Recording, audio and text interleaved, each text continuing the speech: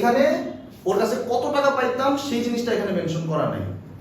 So এখানে এই ৯৫০০ টাকার উপর আমরা ৫% ডিরেক্টলি করতে পারবো না। কেন পারবো না? কারণ এটা আমাদের কাট অ্যামাউন্ট, এটা আমাদের ফুল অ্যামাউন্ট না। কাট অ্যামাউন্ট মানে হলো মানে যে বারটা কাট করার পর তারপরে আমরা এই টাকাটা পেয়েছি। সো এই সব ক্ষেত্রে আমরা বারটা বের করার চিন্তাটা কেমনে করব? ৯৫০০ টাকা এটা আমরা আগে ক্যালকুলেটরে লিখব। এখন এখানে কথা হলো, তো প্রিয়ন্তি বলবা এই ৯৫০০ টাকা এটা কি আমাদের 100% অ্যামাউন্ট? না, 100% অ্যামাউন্ট না। এটা আমাদের কত পার্সেন্ট অ্যামাউন্ট? 95%। কারণ এই যে 5% বারটা অ্যাডজাস্ট করা হয়েছে, মাইনাস করা হয়েছে, মাইনাস করে তারপরে এই টাকা পাইছে, তাহলে এটা আমাদের 95% অ্যামাউন্ট। তাহলে এইটাকে যদি আমি 95 দিয়ে ভাগ দেই তাহলে কয় ভাগ টাকা পাবো? 1 ভাগ টাকা।